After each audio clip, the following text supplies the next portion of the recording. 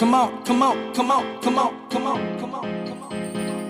Let's go, let's go, let's go, let's go. Traffic Avenue, the show for me and you. Mondays to Fridays, ooh, the Traffic Avenue. Traffic Avenue, the show for me and you. Mondays to Fridays, ooh, the Traffic Avenue. Oh, flex. Buckle up and join the best. Let Citi relieve your stress. So yes, let the music soothe your soul and keep it going just to refresh. Buckle and enjoy the ride from 2 to the half of the 5. Mondays to Fridays happening live. Where we gon' have a ball, you can text your guys. Let me tell you what you really gotta do. You can count on us, we come through. We got everything you need, that's true. Are you ready for the Traffic Avenue? Let me tell you what you really gotta do. You can count on us, we come through. We got everything you need, that's true. An applause for the Traffic Avenue. Traffic Avenue, the show for me and you. Mondays to Fridays, ooh, the Traffic Avenue.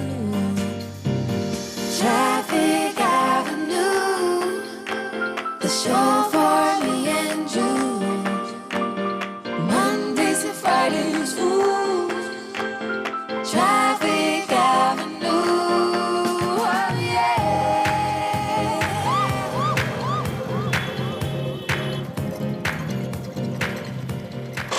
Citi 97.3. Accra. Detailed news, unparalleled coverage. Citi News on 97.3 FM. Eyewitness News. Be there as it happens. Citi News.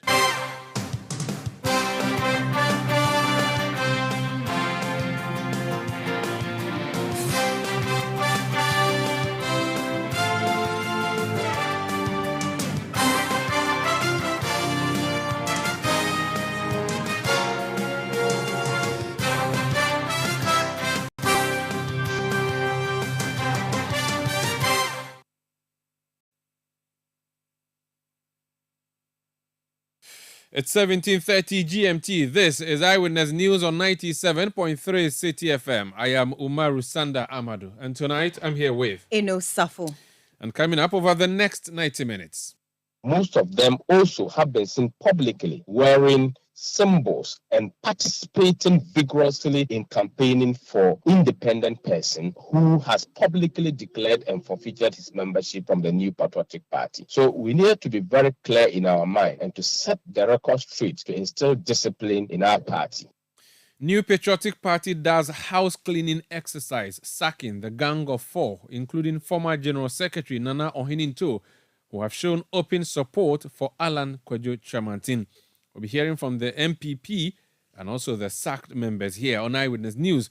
Also coming up, NDC flag bearer John Mahama promises to scrap licensure exams for professional teachers, but the president of the Teachers Association disagrees. And every new curriculum lasts for 10 years. And after almost getting to 5 years now, so it's left with 5 years, and the textbooks are not yet there.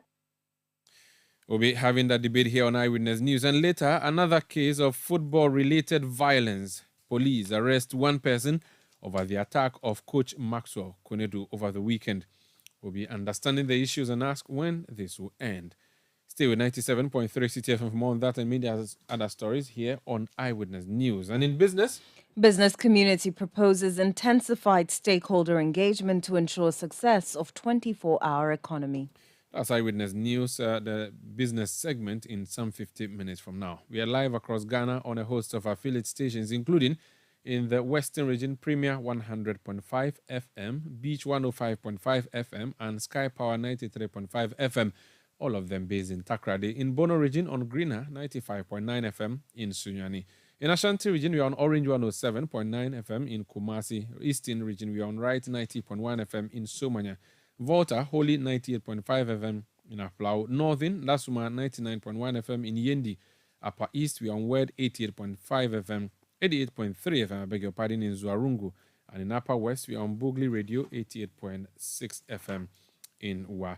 We are also live across Ghana on citynewsroom.com and around the globe, of course, citynewsroom.com. We are on YouTube and we are on Facebook. We are interactive. Let me know what you make of the comments coming through. Let me know what you make of the stories we are bringing you by sending your comments to 0549 986 996. Let's settle for details of our stories now. And the first one has to do with the New Patriotic Party. The party has sacked 4 members. Hope Sinadoye was the NPP parliamentary candidate for Kbun Katamanso in the last general election. Nana Ohininto served as General Secretary of the New Patriotic Party and a member of the National Executive Council, executive neck of the New Patriotic Party. Sadiq Abubakar Boniface was Minister for Zango, former Member of Parliament for Medina on the ticket of the NPP. And Yao Boabina Samoa was Member of Parliament for Adenta, so that would make it 2 members of Parliament, former members of Parliament, and he was also the Communications Director of the New Patriotic Party. All 4 booted out because they openly endorsed Alan Kwadwo Tremantin, who has since been flying on the wings of a butterfly, having deserted the elephant. Let's talk more on what exactly the party decided. Justin Kodia Frimpong is General Secretary of the New Patriotic Party. He's joined us on the line. Sir, you're welcome to Eyewitness News. Thank you, Umaru, and good evening to your cherished listeners. For those who are just listening to us, confirm that the communication we have dismissing these 4 persons came from your office, and tell us where the reasoning is from, sir. Well, certainly it came from me. It has my signature on it, and it's very authentic also. And let me correct a statement that you made. The party has not sacked anybody. It's what the Constitution states that we are following. And the word used in the Constitution is forfeiture. So when you use the word sack, it's as if the party has gone to a meeting to deliberate on it and to decide to maybe sack them. But we have not sacked anybody. It's their actions that have made them forfeit their membership in the New Patriotic Party. So they sacked themselves then? Exactly so. All right, please proceed. Well, if you read my statement, it has a precedent, and we take a cue from certain activities of these personalities that are captured in our letter, namely Mr. Hosna Adoye, Yabuabia Samoa, Nana Ohininto, and Boniface Abubakar Sadiq, which includes publicly endorsing the candidature of a person other than the duly elected presidential candidate of the party, which is in the person of His Excellency Dr. Alhaji Muhammad Bawumia. Umar, for the avoidance of doubt, the party constitution in Article 391 states clearly, and I quote, "A member of the party who stands as an independent candidate against the officially elected member of the party, or who joins or declares his or her support for another political party or for an independent candidate when the party has sponsored a candidate in the general or by-election, automatically forfeits his or her membership of the party." So it's based on this provision that I wrote this letter, at least to draw their attention to the provision in the Constitution, and which automatically they forfeit their membership. And I also proceeded to send a caution to the party's rank and file about their obligation under Article 3 of our Constitution, which deals with duties of members. So we are just enforcing what the Constitution also says, to them understand what they have done and the consequences of it. And also to let people, the rank and file, people who are maybe oblivious of the provision in the Constitution, to also understand what our Constitution says. So basically, that's what has happened. Is there any way this can be reversed? What I mean is that can there be a turning back, or it is black and white and is non-negotiable? The Constitution further goes on, and it reads in the same Article 392, and reads as follows: that whenever a member ceases to be a member through resignation, expulsion from the party, or forfeiture of membership, the person may reapply for membership of the party. and the person may be readmitted on condition provided in this constitution, except where the National Executive Committee decides otherwise. So it's also very clear in our constitution in case they want to come back. So they didn't have to be heard, and so they were not even heard. It was automatic. The moment they acted the way they acted and the party took judicial notice, you decided to alert them to that breach. You did not have to invite them to ask them to explain themselves in any way? Exactly. Once a person forfeits his membership, then you are inviting him in what capacity? The former member or as what? Because you're an association seeking many, many more members, you do not want to lose anybody. So anybody who you see to be trying to leave, I think maybe you want to bring them back and talk to them and see if there could be a middle ground. Otherwise, you'd be losing so many people, no? Yes. No, we are a political party and we need the numbers. And there's no two ways about that. And the party has never been oblivious of that fact. But at the end of the day, there's no party in this world that is built on anarchy, where people can do whatever they want. At least there's always a red line that when you cross, the party will need to come in to cut the risk. And also because of the pedigree of these people that we are talking about, these are just not ordinary members of the party, and we know they ought to know better. So at the end of the day, I believe they have reflected about their actions, and they feel that maybe the best decision for them to join a different political party. And nobody can convince me that they are not aware of their actions and the consequences thereof. On your own studio, one of the people, one of those whose names have been captured in my letter, was posed a question that deciding to support an independent candidate, don't you know, are you not aware there could be sanction against you? And the president said, yes, he knows. At the end of the day, it's up to the party to decide.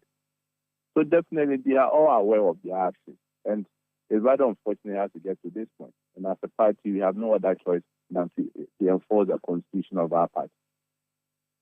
Now, the issue that has been raised by these persons who have left the party, and I must say that they have issued a statement and they don't sound like they've regretted their action, and they don't sound like they are going to even contest what you have said. Because I'm just looking at the statement that has been issued by Yabuabina Samoa, Boniface Sadiq, Abubakar Nana Ohininto, and Hope Sinadoye. For purpose of my listeners, I just lift a paragraph where they actually have accepted. They say in paragraph 3 actually that first, our public conduct is our public conduct in unconditionally and with great conviction supporting the high-flying independent candidate of Alan Chemantin for president is against the NPP constitution, which provides for automatic forfeiture of membership under Article 391. That is incontestable and therefore needs no formal writing notice or written notice. So they've said that you have not written to them formally, but they do understand you don't have to write to them because it is automatic. But the part that they talk about, which would be of interest to you, is where in paragraph 5, they say, His Excellency the President benefited from skirt and blouse when he won 10 constituencies in the central region where NDC won the parliamentary seats. Are those who accepted the president but voted otherwise at parliamentary level to be sacked? And they say this in emphasizing what they said in the preceding paragraph, where they said that this is clearly out of step with the fast-developing political culture of skirt and blouse, where voters increasingly mix their choice of presidential and parliamentary candidates based on factors other than what the party leadership says. So in summary, they are saying that they support NPP parliamentary candidates, but they support Alan Chemantin as a presidential candidate. And they say that this is skirt and blouse, and it's something that the party should be welcoming, not rejecting. What do you say to that? What kind of political party will we be building? So then it means that tomorrow, as General Secretary, I can even stand up and say that I will not support our presidential candidate, but rather I will go and support a different political party, and it will be accepted none in our party. Certainly not. As a party, we have principles, we have our ideology, and we have our constitution. It is important for us to always adhere to that constitution. It's the constitution that keeps us in check. Without the constitution, then it will be chaotic in our party. One person will be moving to the left and the other will be moving to the right. How do you instill discipline in our party? We stand by the decision of the party. We are enforcing our constitution. In any event, 2024 elections, only God knows what awaits all of us. By the end of the day, the politician, I know that we go into elections, we may win, we may lose. At the end of the day, even in the unfortunate incident or in the unfortunate situation that the party will not win, we will prefer to go to a position with dignity, respect, and integrity, and with pride, rather than to go with shame. We are going to enforce our party constitution, and at the end of the day, posterity will judge us right. Someone is drawing my attention to the fact that you are currently doing business with an independent member of parliament in the House of Parliament who left your party, and that you have a precedent to this, and that prior to election 2020, you deemed that particular individual an outcast, and at the end of the day, he became the rejected cornerstone. Are you not worried that this may play out again, and these persons that you are saying goodbye to may be persons that are very crucial and necessary for you in the future? And as you indicated, you mentioned that the party is dealing with an independent member of parliament. You didn't say the party is dealing with an MPP member of parliament. So we need to get that thing very clear. So when it gets to that point, and the party has to deal with an independent candidate, the party also deals with an independent candidate. But that does not mean that we have to bend our rules. Bending our rules means that we are collapsing the party. When we get there, we have to deal with an independent candidate. We will deal with an independent candidate. Okay. My attention has also been drawn to a video purportedly portraying the MP for Ejisu, Owusu Ediomi, and that he was vigorously campaigning for Alan Kwadwo Tremantin. And the question is, why is it not part of your list? Or the party has not seen that particular video? Well, perhaps it has not come to my attention. And as I stated in my letter, this letter was supposed to draw attention to everyone maybe who is oblivious of the provision in our constitution. I don't need to be writing letter each and every day. So far as I've made the point very clear, and whether there's someone's video, whether publicly or the person has conducted him or herself in a place where we don't have video, but people can attest to it that the person is supporting an independent candidate other than our candidate, then the person automatically forfeits it for a membership. I don't need to even write a letter to that effect. Which means that if this video is authenticated, the Ejisu member of parliament effectively ceases to be a member of the NPP. Exactly so. I see. Now, I'm looking at the letter of the Gang of Four again. Let me lift one paragraph and ask you to respond to it. They refer to your constitution. They said that the same Article 55(2), which gives a right to join political... Actually, this is the 1992 Constitution, which gives a right to join political parties, also gives a right to support political activity as an independent under 55(10) and 16. Considering that the right of a political party to sponsor candidates does not exclude the right of independent candidates nor their supporters to participate in general elections, it may not be prudent to continue to reduce one's membership with archaic rules. They're describing your rules as archaic, and they are relying on the 1992 Constitution. You're a lawyer. What do you say to that? Unfortunately, it's this same Constitution that they all benefited from, in some becoming members of parliament, in some becoming ministers. So if at that point they didn't see it as being archaic, I don't see it as being archaic now. It's our Constitution. We are proud of our Constitution, and we tend to work within the spirit and letter of our Constitution. Now let's talk about the party itself, the life of the New Patriotic Party. They seem to be attacking the party again, and they followed the line of Alan Tremantin when he was exiting, where he said so many things against the party. I know you responded at the time, but because they have emphasized it in their exit, let me read that paragraph and ask you to comment. They say that, fourthly, the public is keenly aware that the selection of His Excellency the Vice President, and they use the word selection instead of election, of His Excellency the Vice President Alhaji Dr. Mahmoud Bawumia as a presidential candidate of the NPP was a confirmation of a process carefully designed to have only one outcome. Because it was choreographed, there is nothing new or surprising to offer the voter public. Arguably, the patient Ghanaian voter has been shortchanged by the presidential candidate selection process of both the MPP and the NDC. The lack of genuine choice of candidates at party level translates into a loss of trust in duopoly of politics and increasing apathy. Hence, the loud chorus of a credible third force leadership if democratic practice is to be sustained for the benefit of youthful voters. Here, they are re-echoing their arguments in the past that you choreograph the whole flag bearer contest to be skewed towards one person and one person only. That would not be democratic, they argue. Even though they are effectively out of your party now, considering that they held very sensitive and key positions. In fact, your predecessor in office is one of the people who was left. I'm sure as General Secretary, he would understand your rules very well, but they still did what they did, and now they're saying that the contest was not very fair. What would you say to these continuous attacks from these groups who were within your party, who were leading a candidate like Alan Chermantin into the elections? Umaru, opinions may differ, and at the end of the day, I do not intend to debate them on their opinion. They are entitled to hold their opinion.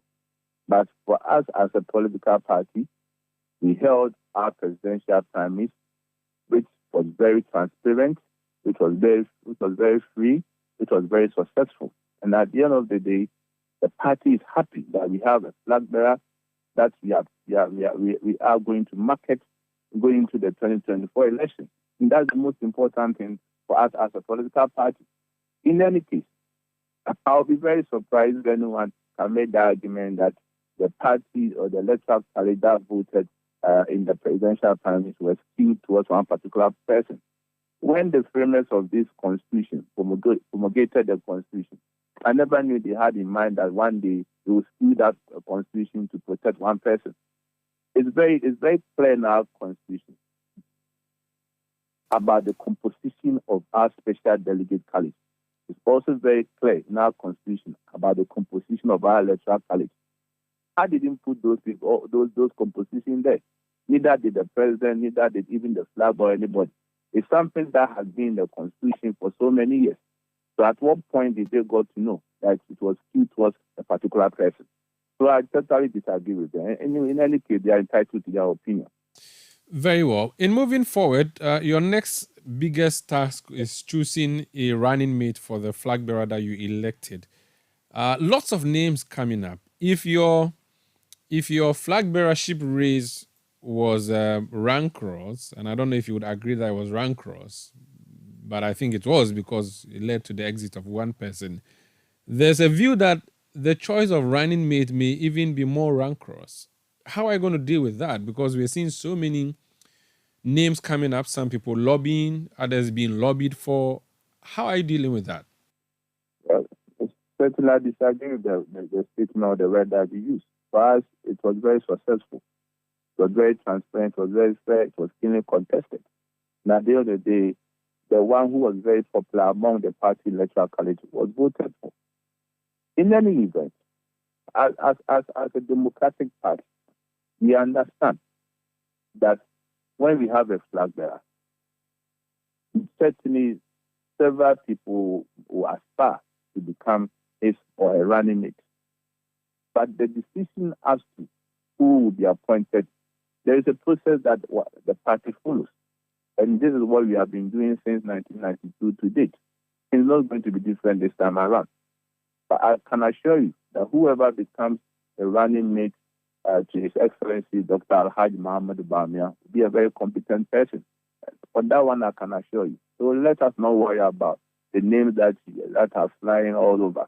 But at the end of the day, I know the flag bearer together with the steering committee, National Executive Committee, and National Council will make the right choice for the party and for us going to the 2024 election. Finally, your internal parliamentary race is started too for the orphan constituencies. How is that coming? Well, I'm very surprised. I'm not even called to congratulate us. So far, you have not heard any major incident. I think it tells you that the party is well organized. There was a small incident. But you moved in to deal with it. But continue. Yes, but it still come back to my point that you have not witnessed any major incident. At least the process is still ongoing, and the way it started, we are expecting it to end the same way. Very going to be very peaceful. It's going to be very transparent. And at the end of the day, this as it has been the principle of this current corp of executive, that we are going to allow for open contest wherever and whenever it is necessary. And at the end of the day, the best person will be elected to represent our party as our candidate for each constituency. But that one I can assure you. So it's so far so good. And we are hoping that by 2nd December, we will hold elections for all our constituencies. Very well. Thank you so much for speaking to us, and we wish you all the best, sir. Thank you, Mark. That's Justin Kodia Frimpong, NPP General Secretary, speaking to us on the exit of 4 members of the party. And if you're just joining us, the news is that 4 members of the party, Nana Ohininto, who was General Secretary, Hobson Adoye, who was MPP Parliamentary candidate for Bunkatamanso, Sadiq Abubakar Boniface was MP for Madina and a former minister under the Akufo-Addo government, and Yaw Boabina Samoa, former member of Parliament for Adenta, former National Communications Officer of the party, or Communications Director of the party. They have all bowed out, and they bowed out by publicly supporting Alan Kwadwo Kyerematen. The party has drawn the attention to that, and saying that by the fact that they did that, they ceased to be members of the party based on what the Constitution says. They have agreed and say they move on and they support Alan Kyerematen. If you look at the last paragraph of their jointly issued statement, they say Ghana is ready for a political third force capable of breaking unproductive duopoly politics. We do not need a change of constitution to effect the change of leadership that the parties are incapable of offering. We have Alan Kyerematen. Together, our support for his independent presidency will unleash the development energy being suppressed by tit-for-tat duopoly politics. This is Eyewitness News on 97.3 Citi FM. We return with more. Please stay with us. Eyewitness News. Be there as it happens. You know your papa see that? And it's rickety car. Hey, papa! Bobo, so how your engine now? It is half man, half amazing. Thanks to Quartz and you. Can't feel better energy. Can't touch this. Actually, guys, so Sancho's engine just died like that. Yes, so somebody managed to convince him that there is a better engine oil than Quartz, and he switched. Sancho Panza. Now, which engine oil can be better than Quartz? No other, my guy. Quartz with its age-resistant technology, it keeps your engine younger for longer. Now you know. Have you guys seen the new bottle design? It's superb. Quartz 9000 from Total Energies there improves fuel efficiency. Why do you think Mr. Mane and Logoso have taken the Quartz Nation movement World Cup like that? Sorry. Chairman. Quartz. Keep your engine younger for longer.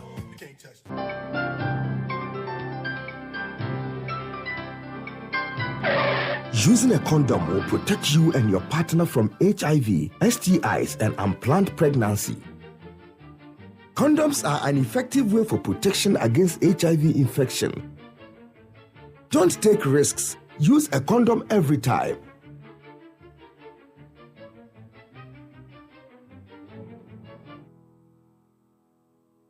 Always come prepared. This advert is brought to you by the Ghana AIDS Commission and Ghana Health Service. Oh, what a nice move towards the cashier. Yep, you can trust my wife for that when she's using my Access Bank Visa card. Oh, look at that. Too much swag. Her swiping is impeccable, especially when Access Bank Visa cards are offering up to 40% discount. Aha, I see where her confidence is coming from. A 40% discount. That's something. What is she paying for? It's a spa moment. Get an Access prepaid, debit, or credit Visa card. Transact and enjoy up to 40% discount when you shop at your favorite retail outlets or Access Bank loyalty partners. Your Access Visa cards can be used for local or international transactions. Access Bank, more than banking.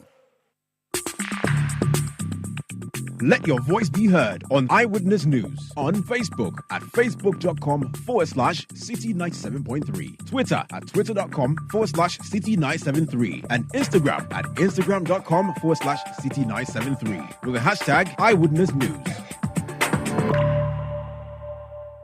You're welcome back. Let's do some more stories now. The flag bearer of the National Democratic Congress, John Dramani Mahama, has assured residents of Techiman South that investigations will be swiftly conducted into the 2020 election violence if he wins the 2024 polls. The constituency witnessed the death of 2 persons and injuries to 6 others during the last election.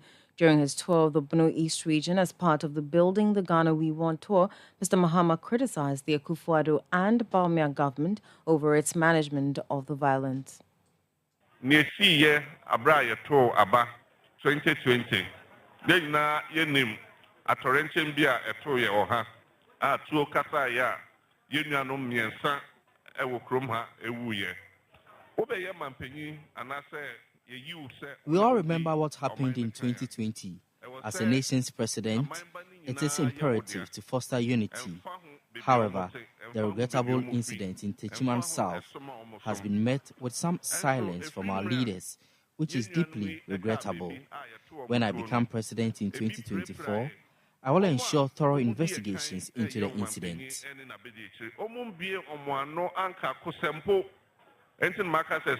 NDC aban ba saa asɛm a ɛsi yɛ no yɛbɛhwɛ mu a saa asotwe bi wɔ hɔ a ɛwɔ so yɛtwe nnipa so a yɛbɛtwe na ɔmo a ɔmo hwere ɔmo nkwa ɔmo a ɔmo pirapiraeɛ no na ɛsɛ fata sɛ yɛde bɛpata ɔmo so ɔmo deɛ yɛbɛpɛ ama ɔmo. John Dramani Mahama is flag bearer of the National Democratic Congress. He is on a campaign. He calls it, what's the name of the campaign again? He calls it the Building the Ghana We Want. Good. So he's in the Bono regions also, and there's one of the issues he's talked about, which has to do with the licensure exams for teachers who are in practice. Now, the principle now is when you finish the teacher training college, now known as colleges of education, you'd have to also be given a license. You have to write, and consistently we've been reporting here how they have been bombing that particular exams. The former president, who is hoping to be president again, says he would scrap that particular exams. Listen to him. Licensure exams, you can watch them 2020.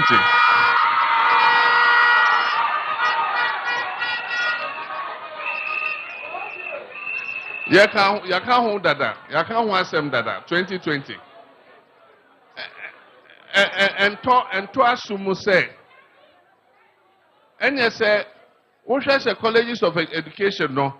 Adia omochre nkwadano enu pempens ebebia e wo se edura. I was so young, Bibi. Na omutimi eyo exams no mupie. Eye den na enkwada on beba training college 4 years. No mature exam. Afibia omochro exam. Afibia omochro exam. Edru 4th year no mature final exam. No more pass it. Ya pass it we are chezo mo ye teacher for no. No waka say almost ambetro exam bibium. Asa na mwaji omo tumse omo ye teacher for. Ezu enti ya de say ye ba licensure exam no ye be ye free ho.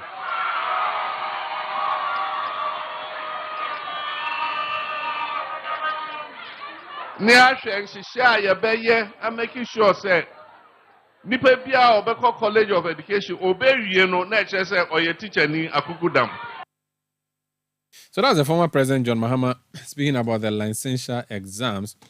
And in summary, he's saying that the students who are in that school, the colleges of education, they write end of semester exams and they do this for 4 years. When they finish, they have effectively become teachers. Why do they have to be examined again before they get into the classroom? And he says that if he becomes president, he's going to scrap that.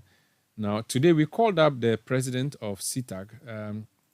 CITAG is a Colleges of Education Teachers Association, and the president is Prince Obin Hima. We spoke to him on City Prime News this afternoon. He said the position of former President Mahama he did not agree with, and he explains his reasons. Listen. We realize that to train and to become a teacher different from any other profession because there's a things that affect an entire generation. That is why everything should be put in place to safeguard the profession, to ensure that who are entering the profession are ready of the profession and the staff. it is not only students from the College of Education who enter into the STEAM profession. We have people who go through private institutions. I would not like to mention names.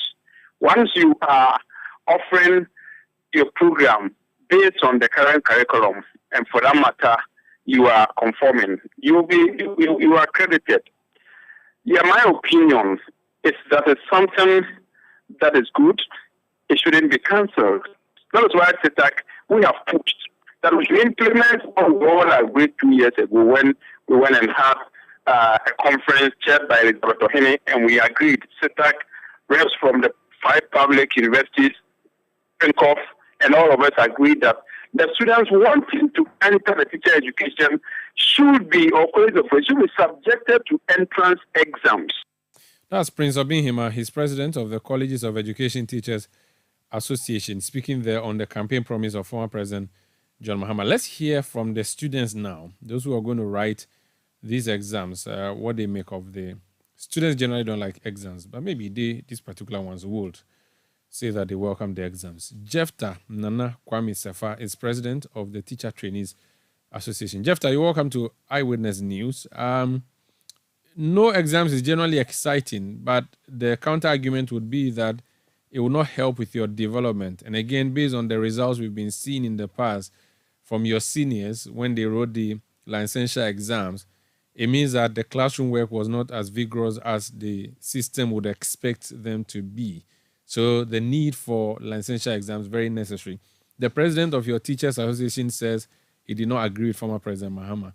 What is your position as students? All right, thank you very much. I'm going to ask your listeners across the country.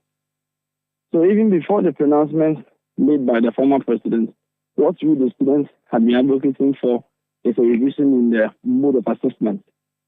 As we know, it's been writing examination, that is, for the license exam that we write. We are generally not against license. We believe that it's good that you possess license as you enter the teaching force. However, the mode of assessment is what we are much concerned on. So like I said, even before this, we were looking at the fact that we go through rigorous activities in the College of Education and write series of examination. You are compelled to pass all of them before you can come out as a graduate. And even before that, before you come to teach, you have to also write other exams. So we are looking at the relationship between the exams that you write in the College of Education and the exams you write at for the licensing. Our position has been that can there be another way that although the NTC is mandated to issue license to teachers, however, I don't think the Education Act has been explicit on the fact that they should lead us through system or writing examination. So can there be a different way that they can focus more on the practicality and the practical aspect of teaching, other than me sitting to write exam before we go to the classroom to teach? So for you, what you do in the school is enough, you believe? I believe it's enough. So if stakeholders and other concerned entities see that there's a problem that we may encounter in what we do in the College of Education, so it's not good enough to depict quality assurance, then why don't you all come together to improve upon what we do in the College of Education before you even leave? Because one critical thing is that even before you do those license exams and wait for results to come to even settle the fact that you can even enter the teaching force or not, during our national 1-year mandatory national service, we go to the business to do teaching. We teach. We run platforms, we engage learners and do all things that are related to teaching and learning.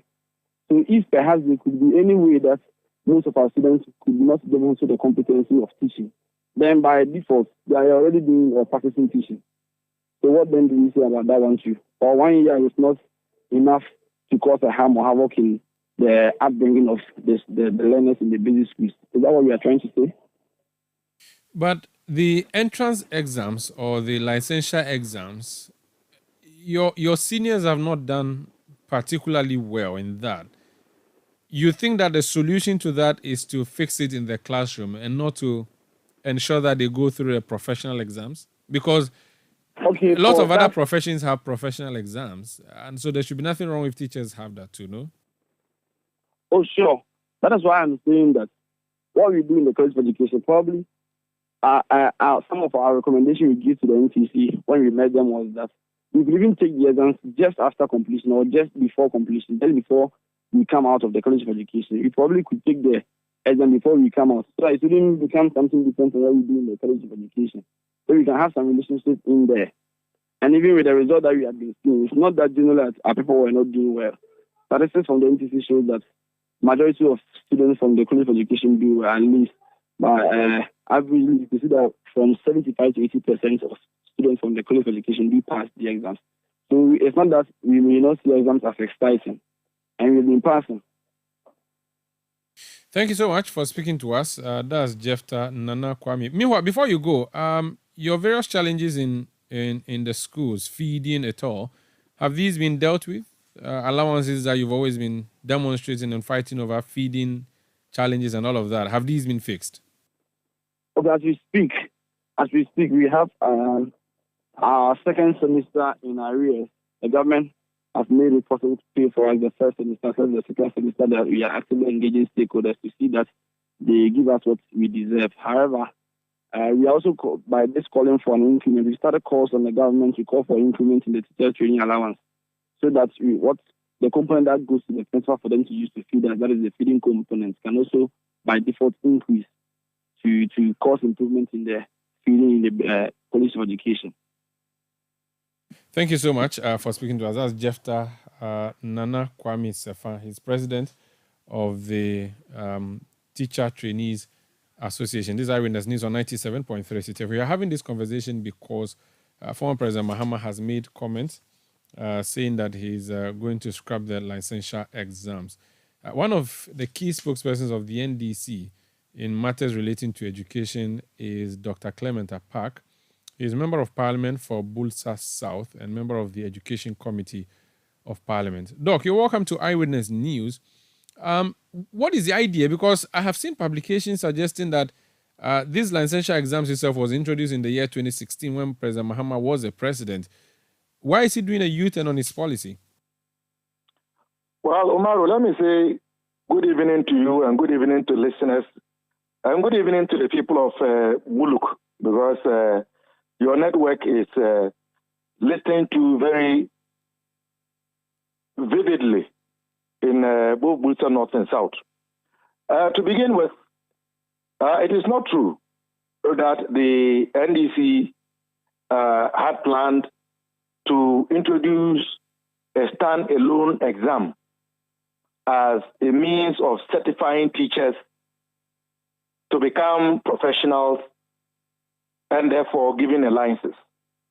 But it is true that the processes, even including the law that says that we ought to look at a regime towards licensing our teachers to become professionals, was one that was begun whilst we were in office, and indeed we had intended to start it, roll it out in 2017. And there's a difference. We are not opposed, and John Dramani Mahama is not opposed to licensing teachers. He's not opposed to teachers being professional.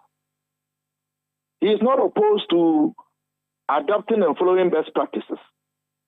But we are opposed to the current arrangement, which is the decision, not actually backed by the Teaching Act.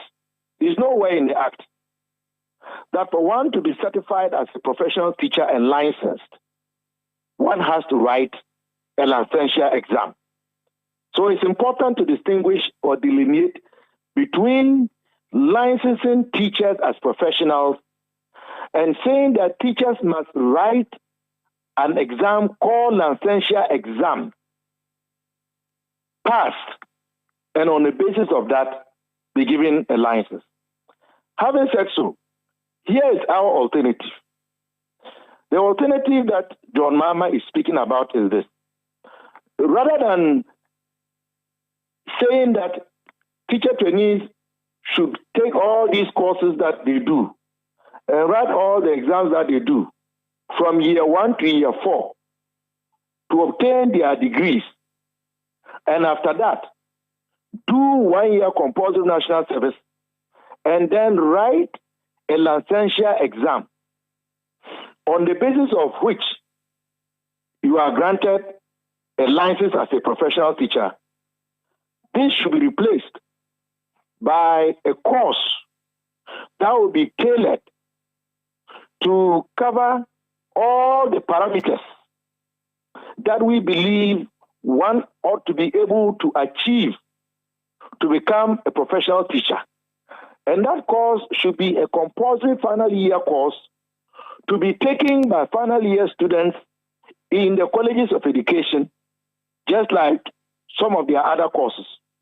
But because this course is going to be tailored towards certifying them and giving them license as professionals, it is going to be compulsory, such that if you fail that course, you will not be given a license. You would have to resit that course, but within the context of your school.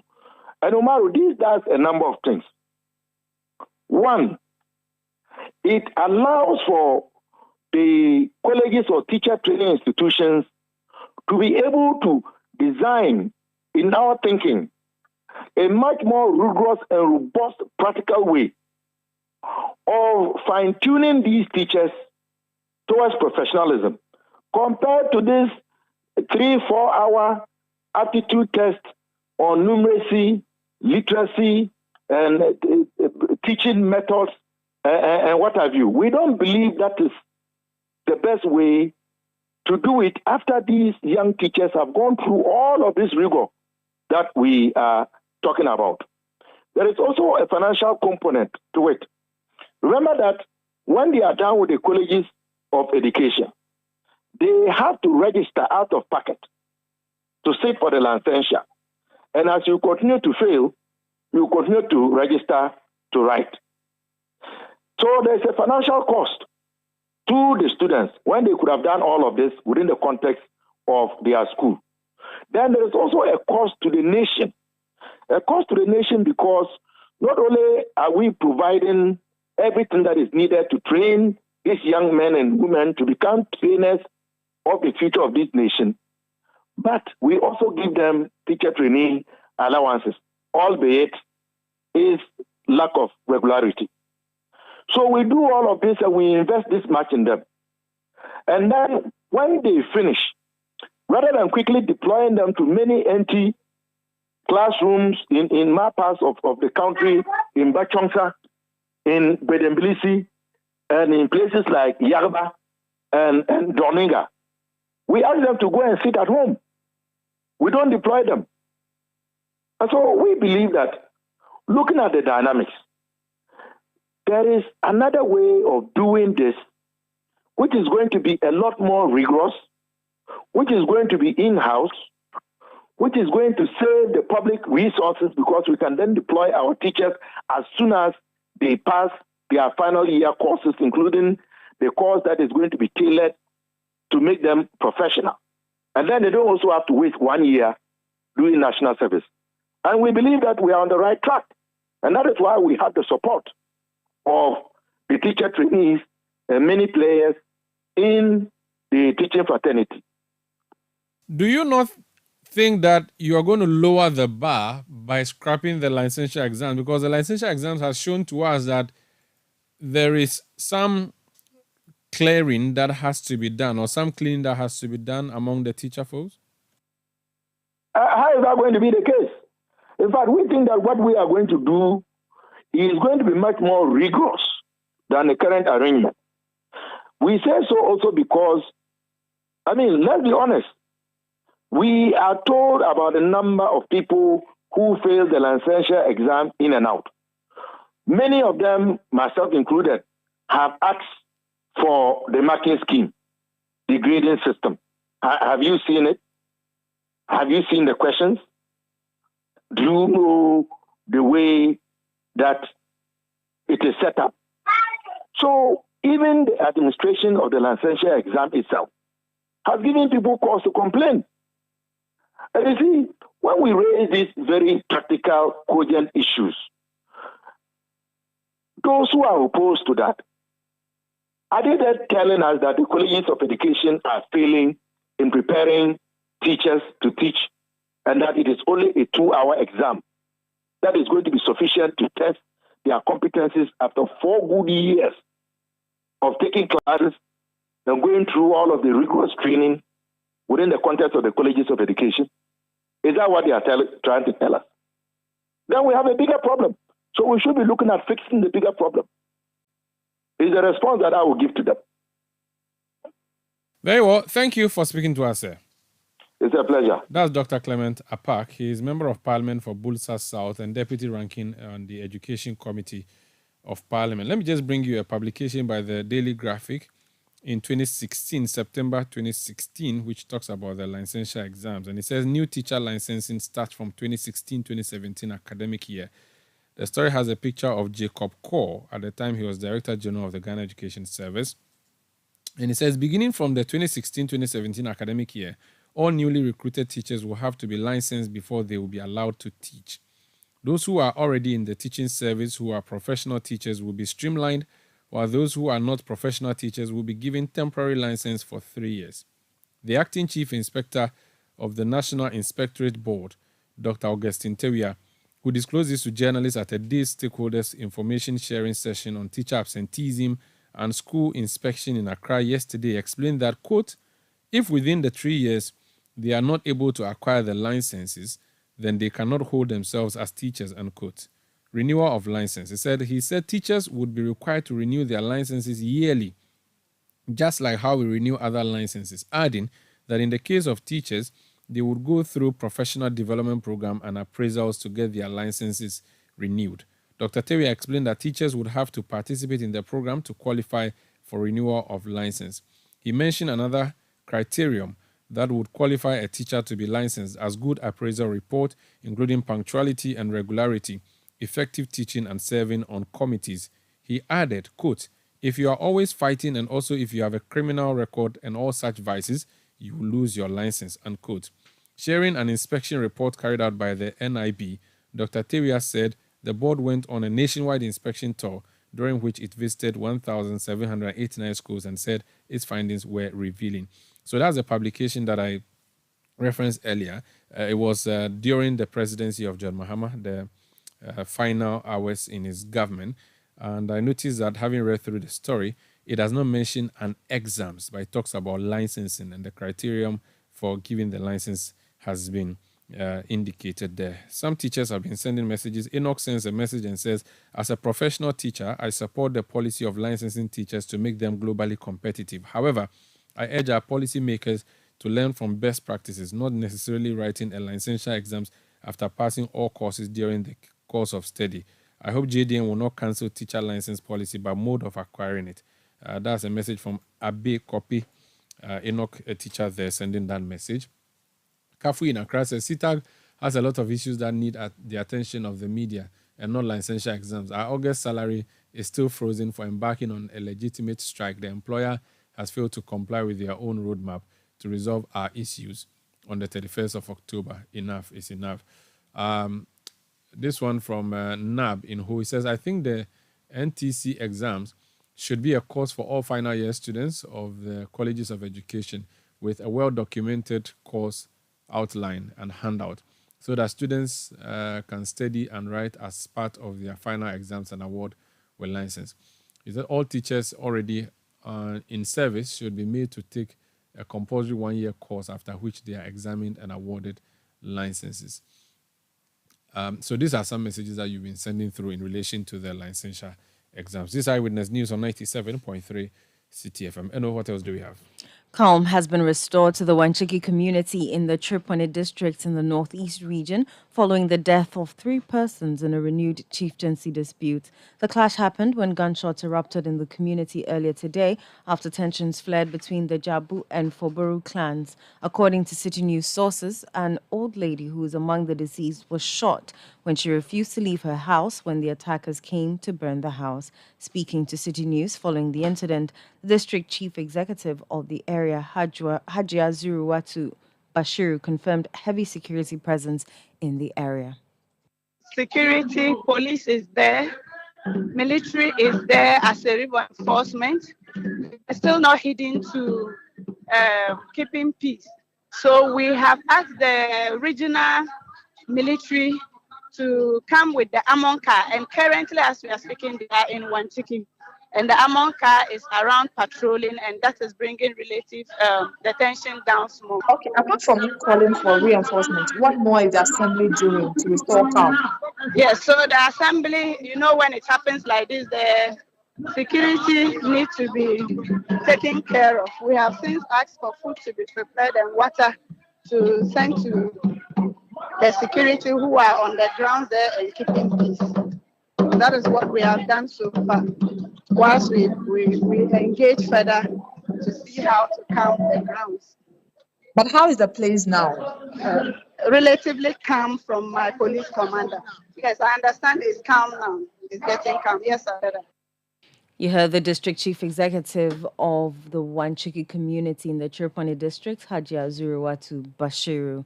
Now, the Speaker of Parliament, Alban Bagbin, has revealed that his residence in Accra was sold to a private developer while he was still living there. Speaking at the Speaker's Breakfast Forum in Accra on Monday, Mr. Bagbin said this only came to the fore when the developer went to the Lands Commission to register the land. And unlike the executive and judicial arms of government, we have had to be offended a number of times, and even we lost almost all our properties. And so we are now struggling to get even our lands, put up some structures to accommodate Parliament. Many of you don't know that even the residence of the Speaker was almost sold to private sector. Actually, it was given out. It's when they went to register that Lands Commission identified that that is the residence of the Speaker. Luckily, I was inside, so it was safe. You heard the Speaker of Parliament, Alban Bagbin. Eyewitness News. Be there as it happens. After a busy day at work, consumed by the responsibilities of work, family, church, etc., it's great to get home to a detailed and comprehensive coverage of the day's biggest stories, ensuring that all angles of the various news items are accurately and adequately covered. CNR seeks to leave no stone unturned to bring viewers the best in news reportage. Watch CNR for a comprehensive bulletin of the day's biggest stories at 8 p.m. every single day of the week, only on Citi TV. Are you ready? Val Real Estate Ghana is thrilled to continue its success story in Accra by revealing Legato Heights, where melody meets luxury. Prepare to be dazzled by high-rise elegance at unbeatable off-plan prices. Situated in the prestigious location of Ridge, Legato Heights promises a lifestyle of opulence and convenience. It's not just an apartment complex, it's an experience crafted for the discerning few. Join the anticipation and watch this space as we launch this development on the 24th of November. To book your unit, call us toll-free on 0800 888 888. Val, Africa's gate to real estate. Amafwe! Media sambisanda mo. Eti amratia no mu hwan pa na tumi hwe na mo bodom pe mo mana yakono. Eye kwabna. Na mu hwan so na tumi twasmale ma ye nyina de. Eye kojo.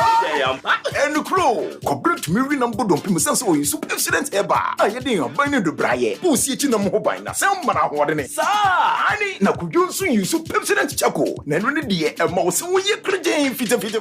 Na watimi asiri your man feel you. Hey, Kojo, sir. Yeah. Pepsodent Eba and a Pepsodent Charcoal. I paid ye. You're natural. FDIJ Jadian Katoyatu. The Ghana Export Promotion Authority, with funding support from UNIDO, is organizing the GEPA WAPCOM end-of-year trade show in Accra under the West African Competitiveness Program. Over 120 MSMEs operating in the processed fruits, cassava derivatives, and cosmetic sectors will showcase their products from the 14th to the 16th of December 2023 at the National Theatre. For more information, you can call 0243 425 872 or 0547 513 373. You can also visit our website www.gepagana.org or www.wapcomghana.org. Admission is free. All roads lead to the National Theatre from the 14th to the 16th of December 2023. Come purchase quality and affordable products made right here in Ghana at the GEPA Wapcom End of Year Trade Show. Don't miss out. Ghana, you are so ye. Eyewitness News. Be there as it happens. Get the details. Every significant financial transaction, every market movement, and all the policies that affect your business. City Business News. Be informed. Time now for City Business News on Eyewitness News, brought to you by GCB Bank PLC. GCB Personal Loan, make that big move and dream a reality. My name is Inosafo. Let's settle for the details.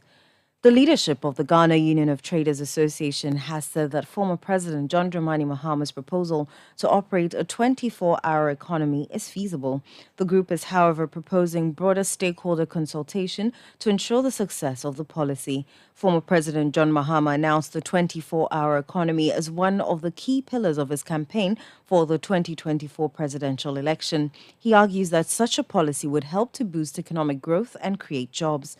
Dr. Joseph Obeng is the president of the Ghana Union of Traders Association, and he has been speaking to City Business News. No economy sleeps. If you want to be productive, then we don't have to sleep. The time that we close from work and all that does not make us productive. And so this is long overdue. If this idea has started cropping up, then we have to take it serious. Where even you want to engage civil servants for some transaction, there's a timeline that you have to do. Otherwise, you have to wait a whole day before you continue. So definitely, it's going to increase productivity. It's going to increase the time of doing business. And then it's also going to increase employment as well. All that we have to do is to fund the necessary logistics to push this agenda through. How are we going to even create the necessary infrastructure? How are we going to create security?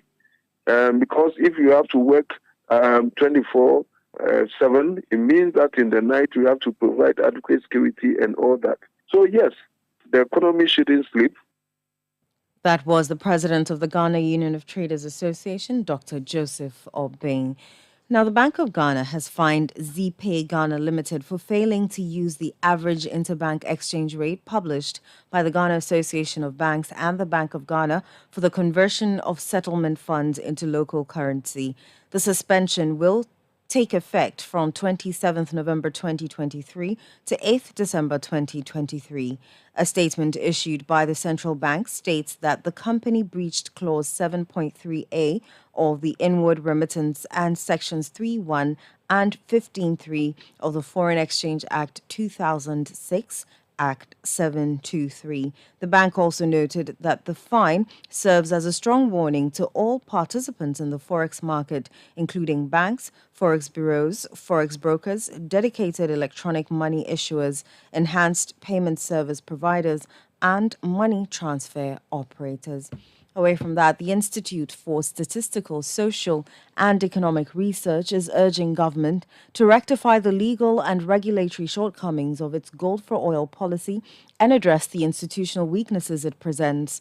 An initial investigation conducted by ACER highlights various issues, including the lack of parliamentary scrutiny and a deficient legal basis for the policy, which could render it susceptible to illicit financial activities. Speaking to City Business News, the principal investigator at ACER, Dr. Fred Danku, stated that these concerns about the gold for oil policy are grave, thus government must address them swiftly. Or there is some illicit nature of the activity. And both of these are precipitated by a lack of transparency. If you don't know what is going on, and you don't have the capacity to monitor it, then you cannot curb it or eliminate it. So the key thing is really about making these deals more transparent. But government themselves may not have the incentive to do that, which is why you have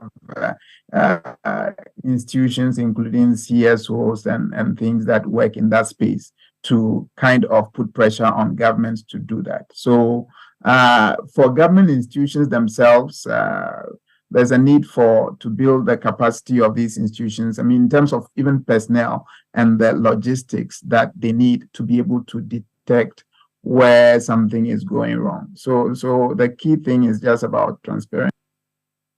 You heard the principal investigator for ISER, Dr. Fred Janku. The Ghana Standards Authority is intensifying efforts at combating substandard cements in the market. The authority has issued a notice to conduct unannounced inspections at cement manufacturing companies, in addition to its quarterly market surveillance exercise and factory audits. This initiative comes on the heels of the recent closure of 3 cement manufacturing companies in the Ashanti region due to their use of substandard products in the manufacturing process. George Anti, head of special projects at the Ghana Standards Authority, emphasized in an interview with Citi Business News that the authority is unwavering in its commitment to ensuring that quality standards are upheld. This exercise is carried out on a quarterly basis. But as we speak now, you may be aware that we have rolled out a new workforce who have been christened the Trading Standards Inspectors, about 311 of them, Ghana's first ever trading standards inspectors. And these officers will be deployed across the length and breadth of the country. What this means now is that we are increasing our capacity to do the work that the law requires us to do. So in addition to the quarterly exercises that we do, industry should expect more unannounced inspections and visits from our trading standards inspectors and our enforcement officers. And all of this is ultimately in the interest of protecting consumers. We are all consumers in the end, and we need to be able to buy products on the Ghanaian market with confidence. George Anti is the head of special projects with the Ghana Standards Authority. The Minister of Trade and Industry, K.T. Hammond, says he will submit to Parliament the Business Regulatory Reforms Commission bill for consideration and approval by 2024. Delivering his keynote address at the second edition of the UK-Ghana Chamber of Commerce end-of-year gala dinner and business awards, K.T. Hammond said the government is committed to simplifying the business regulatory regime in the country to ensure a more cordial business operating environment. The United Kingdom is one of the first countries to commit to supporting the Ministry of Trade and Industry with technical and financial assistance for the planning and implementation of 2 critical components of this industrial transformation agenda. Firstly, the Business Regulatory Reforms Program that currently supports over 30 ministries, departments, and agencies, as well as selected metropolitan, municipal, and district assemblies to carry out legislative and regulatory reforms, process simplification, and automation. In this regard, I am happy to announce that I would be submitting to Cabinet for consideration and approval the Business Regulatory Reforms Commission Bill. Minister of Trade and Industry, K.T. Hammond. That's all for Citi Business News on Eyewitness News.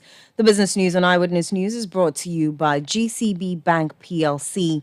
GCB Personal Loan, make that big move and dream a reality. My name is Inusafo. Up next is Point Blank.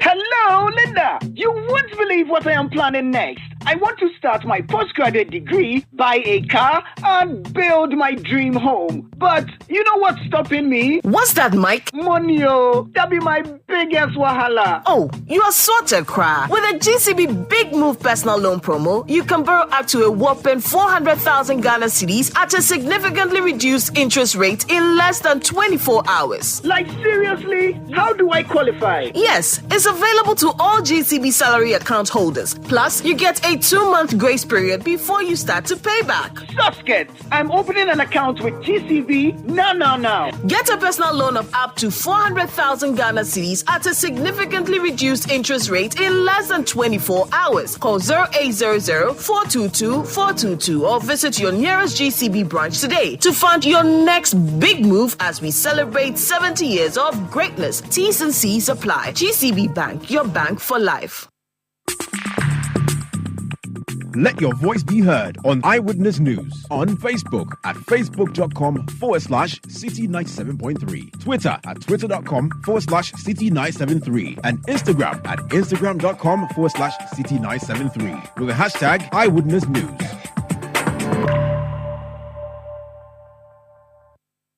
Calling all of daddies, students, and well-wishers. Join us for an unforgettable day as Presec marks its 85th anniversary with a grand speech and prize-giving day hosted by the Odadia 98-year group under the theme Building Upon a Legacy of Excellence, Developing Holistic Values-Driven Change Agents. Chaired by Mr. James Boateng, 2018 National Best Farmer and Odadia 78. The event starts at 10 a.m. on the 25th of November 2023 at the newly built ceremonial grounds. Speakers for the day will include Dr. Delali Fiagbe, Head of Psychiatry at UGMS, and Mr. Kwabena Asantipoku, Country Director of British International Investment, both proud of Odadia 98. Our guest of honor is Dr. Yao Osei-Uducho, Minister of Education, with Dr. Ofori Sapo and Right Reverend Professor Joseph Obriye-Boamante gracing the event as special guests. Mark your calendars, 25th November at the Presec Ceremonial Grounds. Oh, come along and join us as we celebrate 85 years of excellence. Brought to you by the Odadia 98, Illuminator with the Bemos Lumen. Are you ready? Val Real Estate Ghana is thrilled to continue its success story in Accra by revealing Legato Heights, where melody meets luxury. Prepare to be dazzled by high-rise elegance at unbeatable off-plan prices. Situated in the prestigious location of Ridge, Legato Heights promises a lifestyle of opulence and convenience. It's not just an apartment complex, it's an experience crafted for the discerning few. Join the anticipation and watch this space as we launch this development on the 24th of November. To book your unit, call us toll-free on 0800-888-888. Val, Africa's gate to real estate. You know your papa see that? And it's rickety car. Hey, Papa! Papa! Bobo, so how your engine now? It is half man, half amazing. Thanks to Quartz and you. Can't feel better energy. Can't touch this. Actually, guys, so Sancho's engine just died like that. Yes, so somebody managed to convince him that there is a better engine oil than Quartz, and he switched. Sancho Panza. Now, which engine oil can be better than Quartz? No other, my guy. Quartz with its age-resistant technology, it keeps your engine younger for longer. Now you know. Have you guys seen the new bottle design? It's superb. Quartz 9000 from Total Energies there improves fuel efficiency. Why do you think Mr. Mane and Logoso have taken the Quartz Nation movement World Cup like that? Sorry. Quartz. Keep your engine younger for longer. When you want to eat, just Momo it. Tired of the long queues in the supermarket? Pay with Momo. When you really want that beautiful new blouse, just Momo it. When you want to get a trim and get fresh to impress you know who, just Momo it. When you need to pay your utility bills and domestic staff, Chani Momo. When you want to send love to the family back home, send some Momo. Join the millions of MTN Momo users all over Ghana and live life the brighter way. So just Momo it. MTN. Eyewitness News. Be there as it happens.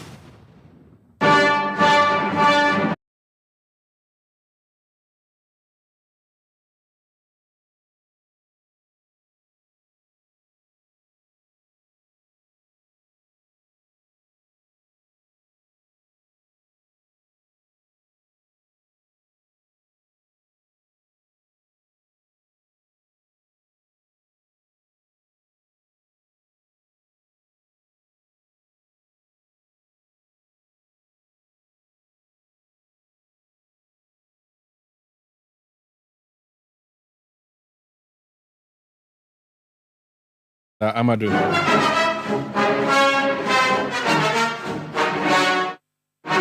Tonight on Point Blank, we're talking Ghana football.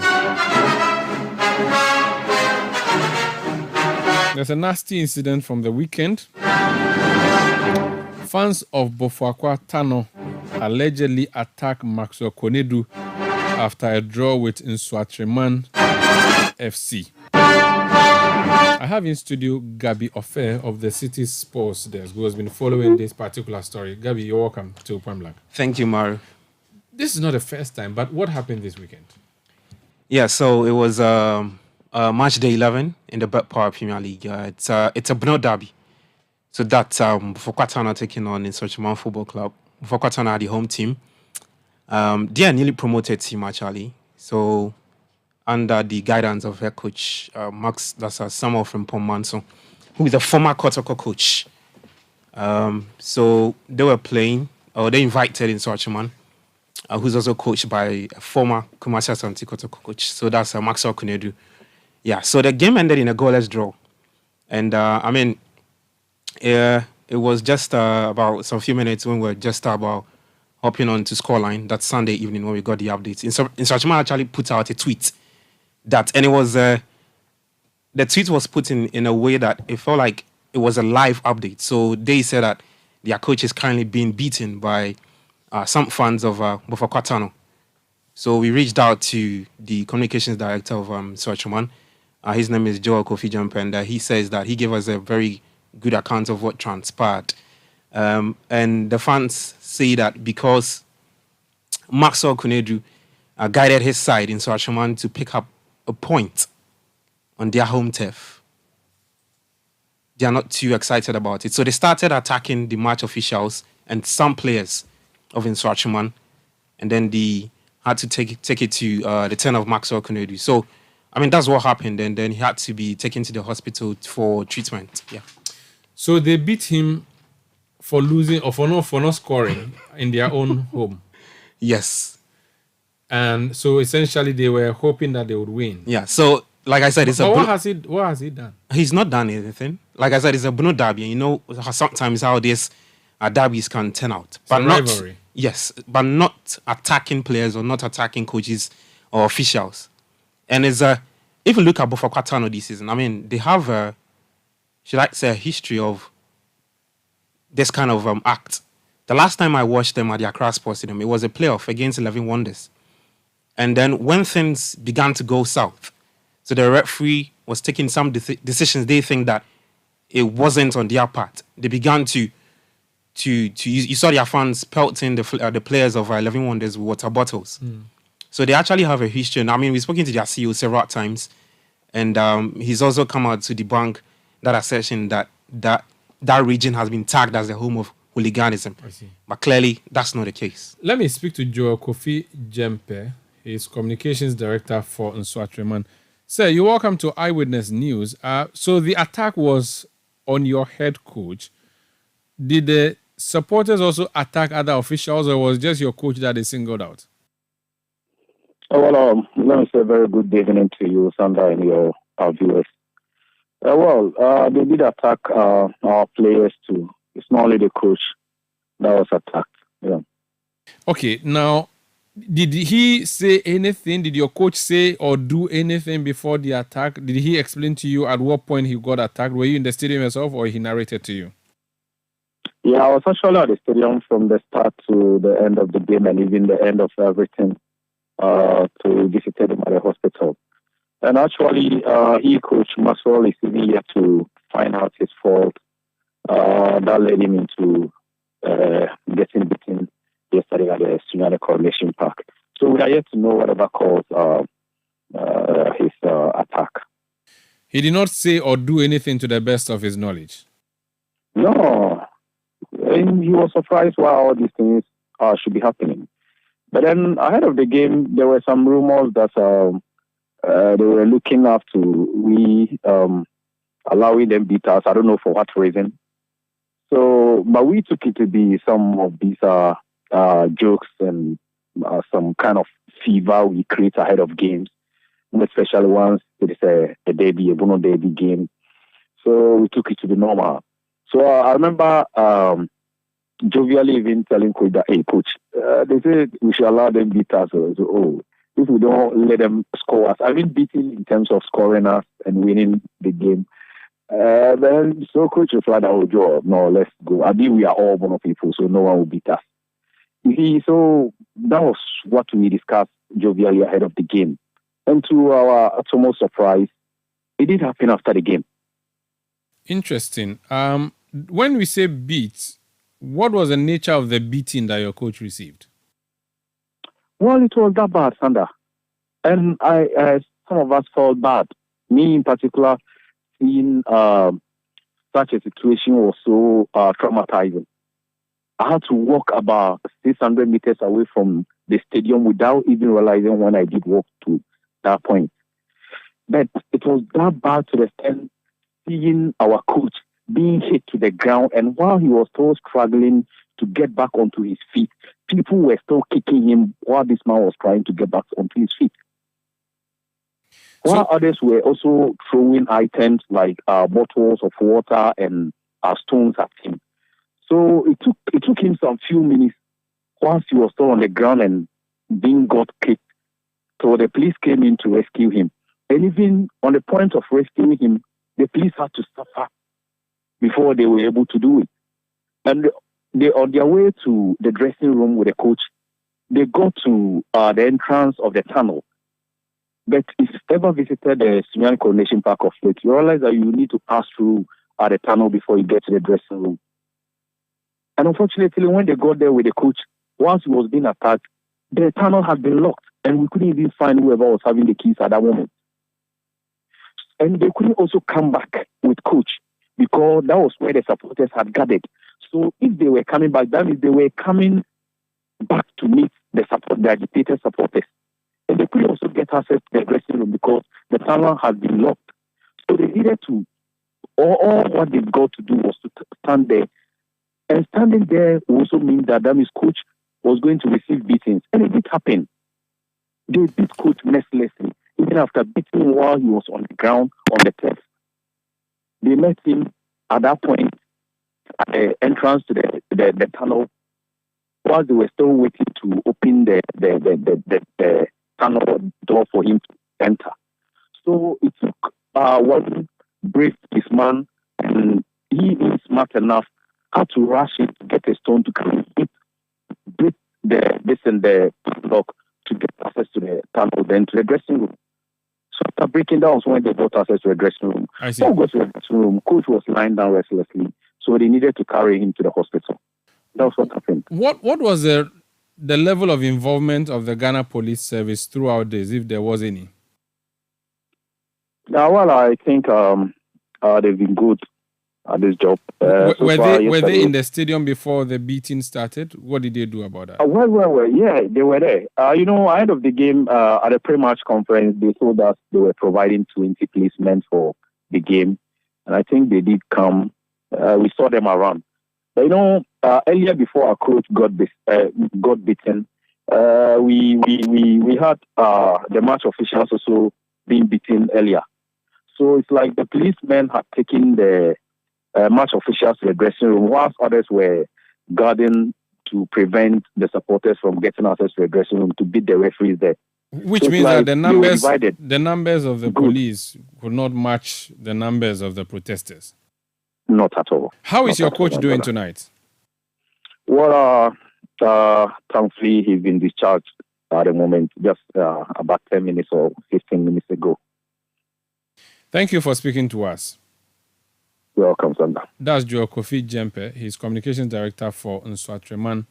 Their coach was beaten this weekend. They believe it was done by supporters of Bofuakwa Tano at that game that they had this weekend on Sunday. Like I said in the beginning, this is not the first time. A few months ago, I did an interview here on Eyewitness News, a similar incident in the northern region. But even before then, there was a case of there was a case of a coach who was also beaten. Not beaten, but we're told he was assaulted. Yeah. So that's former Dwowers and Brekum Chelsea head coach Dennis Thompson. So he was attacked. That's last season. Okay. Yes, at the Brecum Chelsea. What happened to him too? Park. So he was attacked by some fans. Allegedly, he was carrying black magic. That's what they suspected. Yes. So the port, he says that some fans of Indiana Stars who he cannot really pinpoint out poured urine on him. Because they want to diffuse the... Exactly. So I mean, he made a report. Did anything happen with that? Anybody arrested? No, we didn't see anything of that. So from the Ghana Football Association. What about the Northern Region one? The Northern Region one was also that Kerala United and also that RTU. Okay. Yes. So they also had... And you look at RTU today, they're also one of the clubs that have great history of attacking other opponents when they come there to play their football matches. And it was also right after a game. The game ended in a 1-0 draw. And then they were not too excited about the results and they attacked the other opponent here. Let me go to the GFA. Frederick Achampong is Executive Council Member of the Ghana Football Association. Fred, you're welcome to Eyewitness News. The attacks are becoming one too many. Specifically on what happened this weekend, what has the FA done so far? Well, good evening, and thanks for having me. I'm sure you must be reading the news. If you visit our site and our various portals, you would be aware of the decision taken by the Executive Council. They say football is a process, so you cannot just jump into, concluding in terms of punishment you want to met out to perpetrators of such acts. But what the laws allow is that the Executive Council would take decision to, temporarily ban the stadium or place it under a suspension so that Tanobo Fokwa, who in this case were the home team, will not be able to use the stadium until their case is adjudicated and the right processes are followed. So that is what the Ghana Football Association has done so far. The case will be referred to the disciplinary committee and it will be heard and the necessary sanctions will be applied. So the stadium will not be used by them or by anybody at all? Well, if for instance, Tanobo Fokwa now, and I take an act and you go ahead to ban other clubs who may not have played any role in it or have nothing to do with the incident that happened. I think that would be unfair. And so under the circumstances, it's Tanobo Fokwa, and so who they are prevented from using the stadium, but other clubs who have the stadium as their home grounds will continue to use the stadium. But would they be allowed to play their remaining games though? Who? Tano. Of course, the league is not ended. And would they be allowed to play with their... Because I know that one of the sanctions is that you can say the players are allowed to come and play, but supporters should not come. Is that something you're going to do? Or it is okay no, but if... that's the decision of the disciplinary committee, not the Executive Council. I've told you that football is a process. So you just get up and, met our sanctions. What the laws allow is that the ESCO would place a ban on the stadium for the use of Tanobo Fokwa, while the case is referred to the disciplinary committee for them to adjudicate over. So I cannot predetermine what the sanctions will be from the disciplinary committee. They would, weigh the severity of what has happened and give out the sanctions. So I cannot predetermine that. But do these sanctions include, taking off points from this club for what happened over there? No, it does not. It does not. If you follow football, that's what I'm saying, that football is a process. Because if the game had not ended, then that would amount to an abrupt end, which in our laws would then meant to be a forfeiture of the game. But under this circumstance, the game ended, and the incident happened after the game, and so it's got nothing to do with the point deduction or the point at stake. No, I don't know what the best practices are, but I just read in the news a week ago that Everton in the United Kingdom had points taken off for something that happened off the pitch. You're suggesting that precedent cannot be applied here? No, but did you read? You are not telling me what happened with Everton. No, it has something to do with financials. It has nothing to do with with hooliganism. So I'm just saying that because you are saying that the game is over, the points cannot be touched. I'm saying in the case of Everton, the seasons have even ended. It's not even the game that has ended. And yet points have been taken off, bringing them completely to the bottom of the table. Yeah, but in this is case, that something you can use as a punitive measure against a club like this? No. First of all, in any jurisdiction, you have to read the regulation covering the particular tournament. And so if the Premier League has in its regulation that if you breach any of their financial rules, you'll be deducted points, then so be it. But what we are talking about is an incident of people attacking somebody. It's got nothing to do with finances. So what's the highest punishment that they can receive as a club? Go ahead. In finances, then it will fall under club licensing. So club licensing has its own set out requirements and the corresponding punishment that will be meted out to clubs. And so if any of the clubs... I get a difference, but because of time, so I just want a quick question.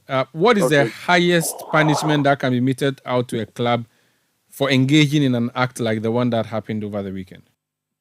Well, the club can be suspended from using the stadium. They can be fined. I mean, it depends. It depends. I cannot predetermine it. If I say that sanction X or sanction Y, then I'm doing the job of the district committee. I get you. Okay, but in the past, we've seen these instances. Perhaps the measures you took in the past were not punitive enough. That's why it has not been deterrent to the... It has not served as a deterrent, preventing others from doing same or stopping others from doing same. Perhaps that's why it's happening. Do you want to reconsider your punishments? No, but any punishment that can be applied must find space in the regulations and the statutes of the Ghana Football Association. You cannot, invent punishment which cannot be found in the laws or not granted in the laws or statutes of the Ghana Football Association. You just made reference to Everton. It has happened in the past in England that a club has been deducted points, but it's just applying. It's happening this year. Okay. Once the thing to punish a club or punish somebody, it does not mean that a thing will never happen again. People go to the Supreme Court, people go to court, they are jailed. But every now and then there are people going to court and they continue to jail them. It does not mean that it will not happen again. Thank you for speaking to us, sir. Thank you. That's Frederick Echampong. He's GFA Executive Council member. Gabi, your first still in studio with me. Gabi, clearly there's something missing. That's why we are seeing what we are seeing. Yeah. And one, it has to do with the prosecution in the courts for criminal offenses, but also administratively, you believe the FA has more to do? I think so. I think they have more to do because, how many times do we have to sit on shows to talk about people go to stadium and they go to attack match officials or coaches because results are not going their way? It has become repetitive. You look at the Diana Stars, they had a similar issue with Tamale City. It was a temporary ban that was given to Diana Stars not to use the Nana Ajimambedu Park. It was just about 4 or 5 games. They go back there and play their games. And they commit another crime. Shaibu Ibrahim Tanko, who is a head coach for Kerala United, he comes out to say that some fans of Diana Stars come out to attack him because referee has taken a decision that has gone south, and so they are not happy about it. I mean, nothing is changing these fans. And you see, I stand to be corrected. We know that the police have arrested one person. I think this is the first time I'm saying this. In 4 or 5 seasons. We've never seen it happen before. And we've talked about it over and over that the GFA need to involve the Ghana Police Service more and to make sure that these perpetrators are brought to book.